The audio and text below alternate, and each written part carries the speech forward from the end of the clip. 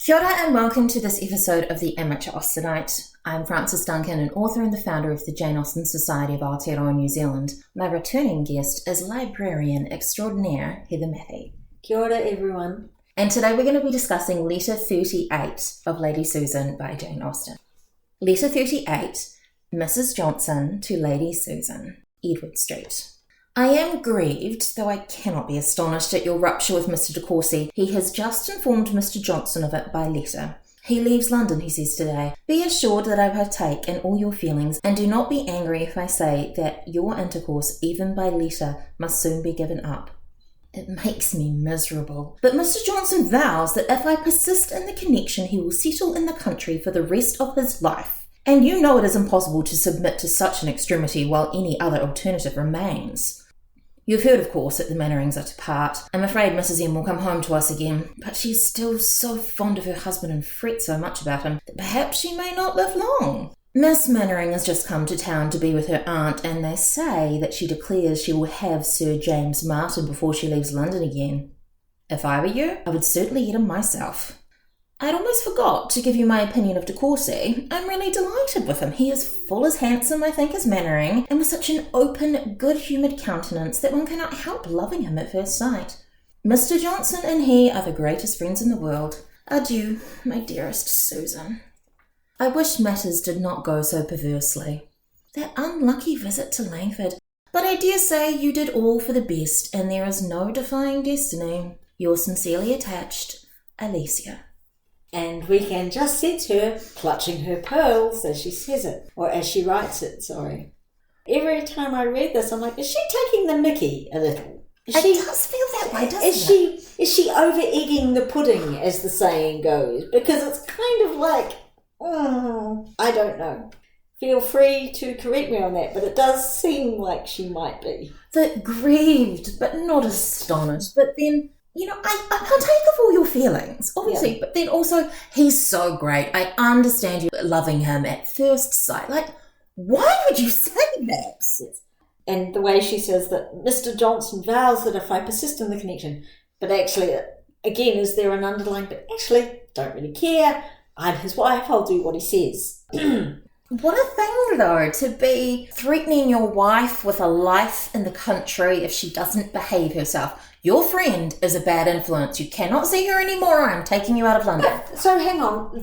These days, would we be calling that gaslighting? Or no. Would we be calling him a narcissist? Or would we be calling him controlling? Or controlling. We would be. Gaslighting is when you make someone doubt the truth of things and start to think that they're crazy. But who knows? I mean, I don't think we could call him a narcissist. We could potentially call Lady Susan a narcissist. But you could say controlling. But the funny thing is, again, we're thinking that. But of course, women had to pretty much do what their husbands said, what their fathers said, what their brothers said, depending on who held the purse strings for whatever the family was. Unlike Lady Susan, Mrs. Johnson can't go, actually, sweetie, you're completely wrong. To put it in today's parlance, she can't go, I'm sorry, I'm going into town with my friends and we're going to get completely trolleyed on champagne. You know, she can't do that. No. And I mean, at that time, his behaviour is perfectly acceptable. Yes. Now it'd be seen as controlling. To hark back to Pride and Prejudice, you'll remember when a certain person went to Brighton and then disappeared with a certain gentleman named Wickham. The whole family were facing ruin. Not to that extent, perhaps, but perhaps Mr. Johnson's going, oh dear, we need to distance ourselves from this because... we don't want to be tarred with the same brush. I mean, that is something that Lady Susan says earlier in the book. She's like, it's awkward that your husband doesn't want to see me when he's known to be so respectable. He believes all the stuff, all the stories about me. That was quite normal. Now, what movie was I watching the other week? Sorry, total segue. The one with Daniel Day-Lewis and Winona Ryder and Michelle Pfeiffer. Is it Age of Innocence? I can't remember. Your listeners will probably know. You know, he fell in love with Michelle Pfeiffer's character. Was she divorced or getting a divorce? You know, that was shocking in itself. And it's that same sort of thing. Lady Susan does not follow the course of what, shall we say, women were supposed to do. She's been single for far longer.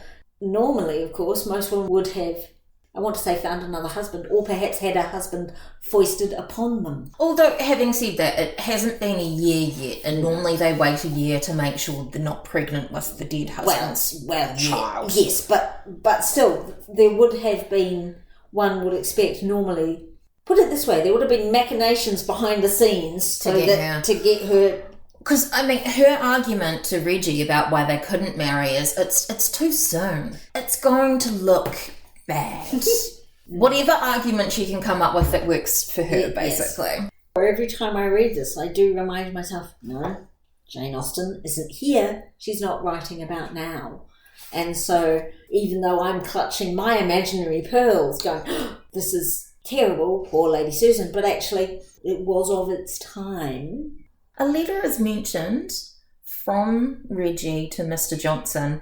Would have been interesting to see that letter, but I understand that you don't want to create more characters, because by having a letter to Mr. Johnson, it feels like then you should have a letter from him, I suppose.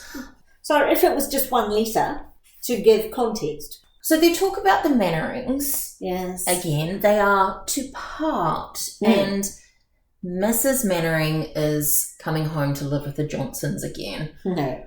Poor girl. But they're so mean about her. Perhaps she might fret herself to death. What a thing to say. Yes, but because they can't talk about her while she's there. So you don't actually know what happens in people's houses. Oh, look, so-and-so's coming to visit. Oh, are they going to bring that whatever? Oh, no, they're going to be here for a week, and oh, dear. And then when they arrive, it's like, oh, it's lovely to see you. I mean, there's an Australian comedian, I think her name's Mel Buckle. There's a video of hers. She's pretending to wake her family up at 7 o'clock in the morning because relatives are coming at 3 o'clock and I need you to be up now. And she's rushing around the house doing all these things. And then at the end of it, she's like, oh, they're early. And she opens the door and goes, hello. You know, and so it's that. Maybe it's that, but it's just in letter form. You know. I mean, who hasn't sort of sometimes gone, oh, so-and-so's coming. Oh, it's lovely. But then it's lovely when they go. And the fact that she's coming back. To live with them again. Yes, can you hear that's the thing? She is going to be Alicia's companion from now on. They're going to be stuck living in the same house together, the two women. And I don't imagine Mrs. Manwaring is as fun as Lady Susan. Well, and the other thing too, there's a difference of having a companion who is a friend and a paid companion, for example. So Mrs. Johnson can't actually moan about Mrs. Manwaring. She can't go and send her away or send her downstairs to be with the servants or anything like that. She can't do any of that because they're equals, although after this they won't be because she's not Mrs. Manwaring anymore. So well, technically she is, because it doesn't say anything about them divorcing. No, but she's treated even differently because she's not a widow. If she was a widow, it would be different. It would be, poor her, she's lost her husband, we need to support her, she's coming to stay with us, etc., etc. But, oh look, they're having to part. She's coming back again. My inflection. Although I think it depends who's talking. It's Mrs. Johnson, so I think she's going to be that way regardless. Yes. They talk about Miss Manwaring as well, that she is still going after Sir James. And what's wrong with that? I mean, aside from the obvious, women are not supposed to chase, perhaps? It is vulgar. Unless their name is Lydia.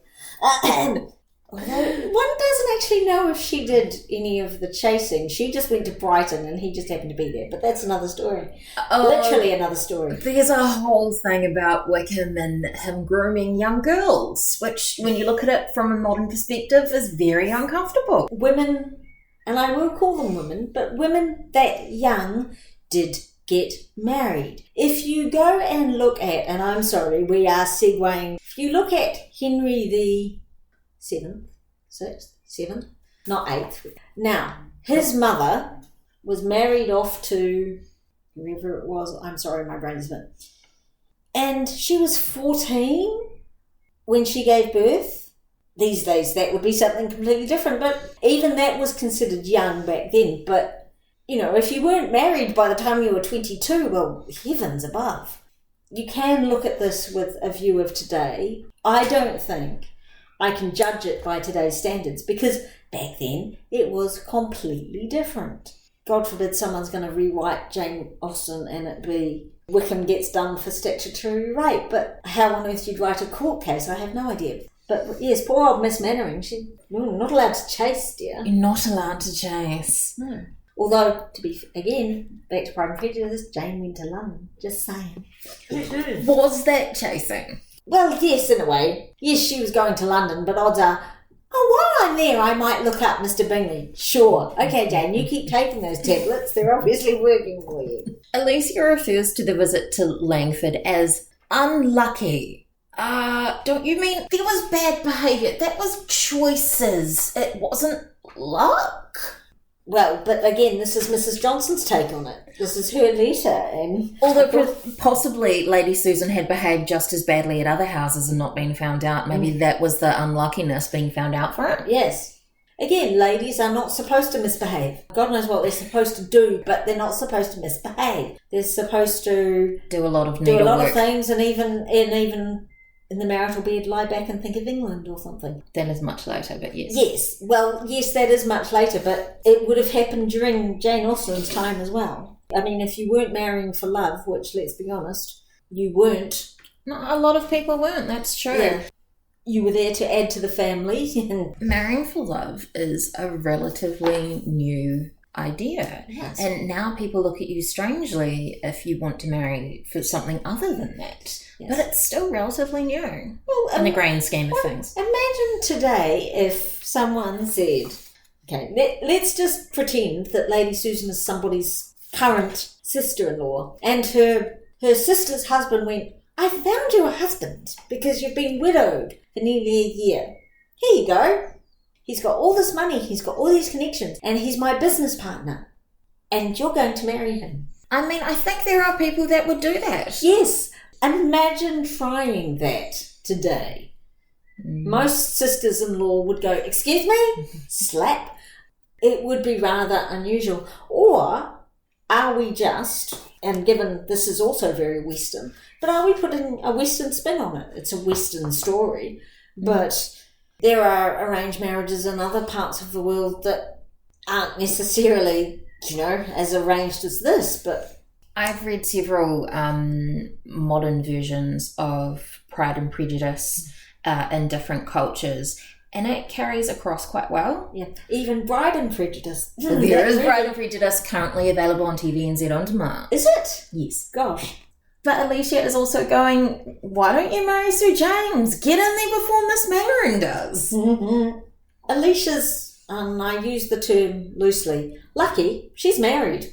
So she doesn't have to be Miss Manwaring. She doesn't have to be Lady Susan. She's fine. She does still have to manage her husband. She does. However, but she's not out there looking or trying to find or running after or chasing, or she doesn't have to do any of that. She can look at it and go, well, not that she possibly is, but I'm fine. And here's my advice for the rest of you. And isn't it terrible what everyone's doing? Or not.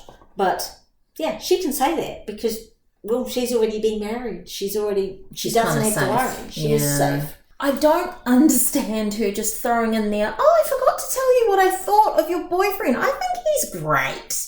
Yeah. What? Why would you put that in this letter?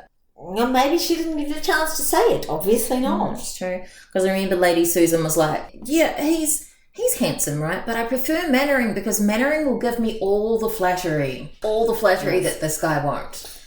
Good looks, maybe no brains, but flattery will get you nowhere is what I used to be told.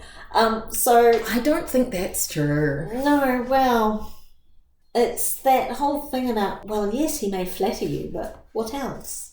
I do kind of feel for Mrs. Johnson. Admittedly, she's not necessarily a very nice person, but she is having her communication with her best friend cut off. Yes. That's not a surprise. It shouldn't be a surprise. Yeah, well, we've known that Mr. Johnson does not approve of their friendship for a while. And that is our discussion of letter 38 of Lady Susan by Jane Austen. I'm Frances Duncan. This has been Heather Matthew. There will be links in the notes. Thank you for listening, and we wish you happy reading.